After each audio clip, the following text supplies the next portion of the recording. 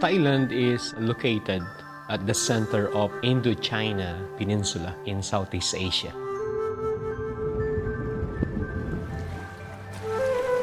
Thais are respectful, self-control, non-confrontational. They pursue happiness. There are 69,000 people in Chiang Rai. 12.5% population of Chiang Rai are the hill tribe people. They grow rice, coffee, tea, and different kinds of vegetables. The population of Thailand is about 65 million people. And out of the 65 million people, 95% are Buddhists. If you travel all over Thailand, you will see a lot of temples. There are about 30,000.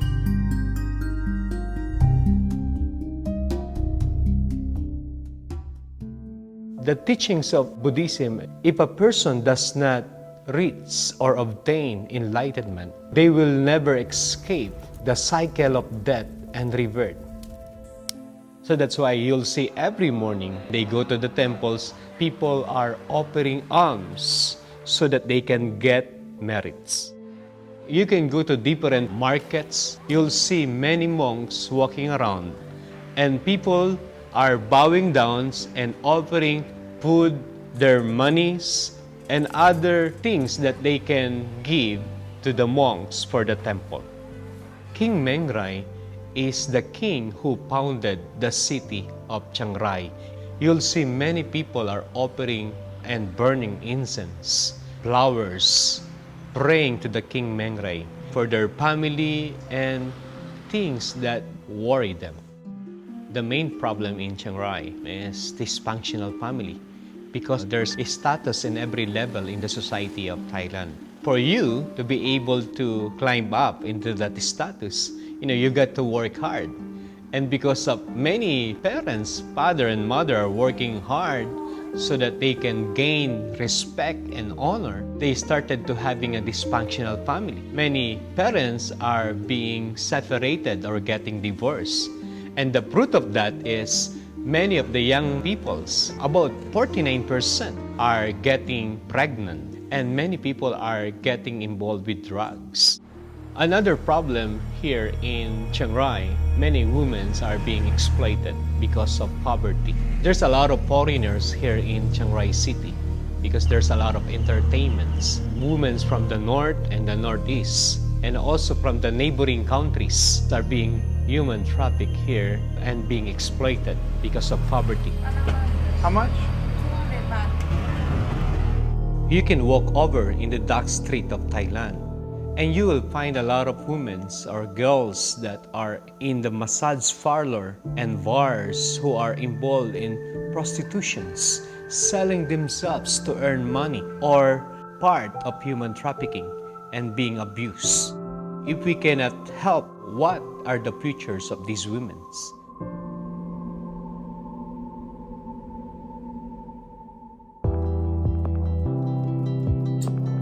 Currently, we have an office in the heart of Chiang Rai, a 4-story building. Our Go-To Nation team here in Chiang Rai are composed of different nationalities: Americans, Thai, Brazilians, Filipinos. Our team here in Thailand is actually really growing. This team has begun to explode, in fact, exponentially. And there are so many different personalities, and we are learning to be unified in the call that God has for us. My wife Jen and I are currently the directors of the apprenticeship in Thailand, a program that's set up to help new missionaries get acclimated to their new home country. Currently we have 3 families that are in the apprenticeship, all at different levels. They're very eager to grow. They try to look at every opportunity as an opportunity to learn. They're looking most of all to learn from veteran missionaries and emulating that so they can become successful missionaries themselves. AMO is an acronym of Asian Mission Outreach. The vision of AMO is to be a center of transformational institution Go to Nations is more than just an NGO. We are part of God's kingdom. Our team is focusing on evangelism, community development and services, social justices, and also leadership development. Here in the city of Chiang Rai, there are about 16 municipalities, and we offer a pre-English program to those government offices, and they accepted as well. AMO Foundation have many programs, and one of the program is where we go to different schools, and many of our missionaries are teaching English and skills development. And also, we are inviting them to come into our office. It's an after-school program that happens every Tuesday through Friday night. On Tuesdays and Thursdays, we teach voice, music, 1, 2, 3, 4. drum, guitar lessons. And then on Wednesdays and Fridays, we teach English. You swim, which is probably the most sought after tutoring type teaching. Ride bicycle, we call biking. Our center is open every day, and kids are literally just hanging out every day. We just go and we sit with them, we talk to them. We built a relationship with them. They were able to share their problem to us. We were able to counsel them, and they become family. On Fridays, we also have a youth service. It's a fun night. We play games, we have fun, we have praise and worship, and we preach the gospel. It's true that God loves you and He wants to help you. And so a lot of these kids, they have never heard the message of the gospel. And so once we see that spark, we sit down and share the gospel without any distractions, just so they clearly understand what is this message and what does it mean for me. And then after that, we have an encounter retreat where the students are able to experience God in a deeper way, so they will become more closer and have an intimate relationship with God. After all of that, we also have Asian Youth Ablaze, where we gather youths and pastors from different nations in Asia. We have games where young peoples, including pastors, play together. We have team buildings, and our main focus is to be able to raise up new generations of missionaries who will become a spiritual commandos that can reach out the whole Asia and the rest of the world. Those young people and pastors who are revolutionized in the area of missions, we have a program, 7 Nation Mission Outreach, where after 8 months of the conference, we will go to different nations in Asia. We will go to different schools and evangelize them and feed the children.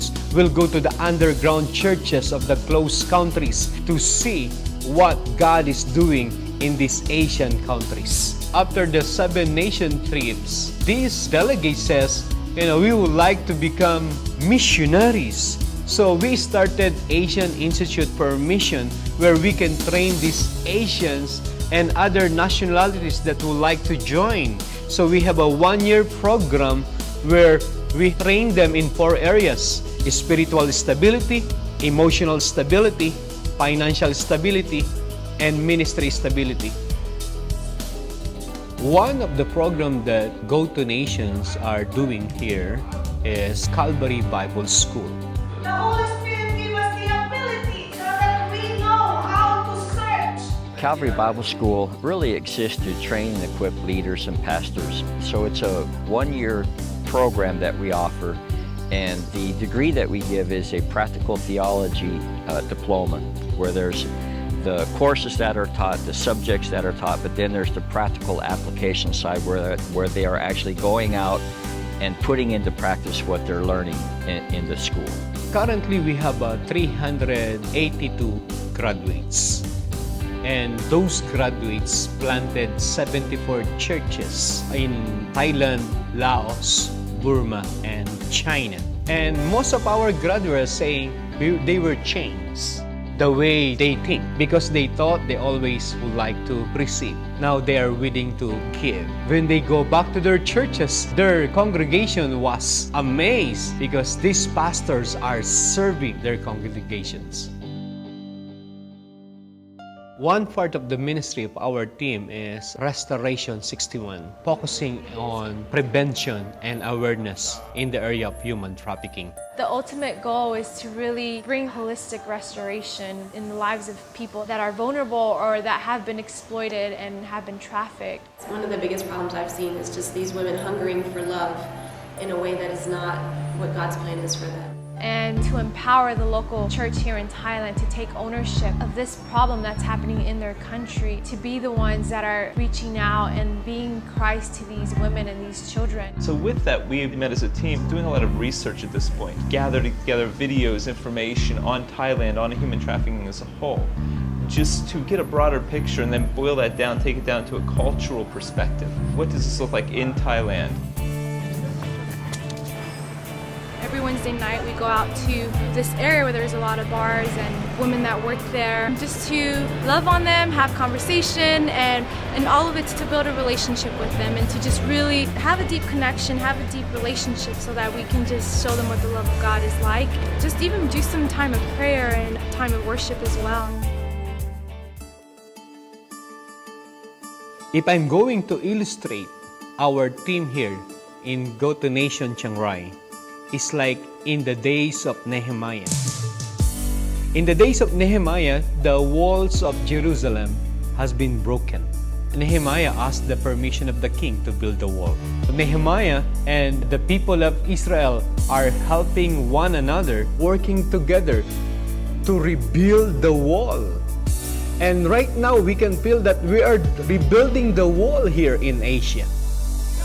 It's not only Thailand, but also Laos, Burma, China, and the rest of Asia. Can you imagine? For so many years, Asian countries has been unreached. And right now, we have a go-to-nation team in Chiang Rai who are reaching the unreached tribes, nations of Asia. They started to see that the God who created the heaven and earth is not in the temples, it's not in the spirit houses, but in their hearts. And when they begin to understand that, they're able to experience the transforming power of God, and they realize their identity with God, and then they have confidence to fulfill their missions, purpose, and the destiny of God in their lives.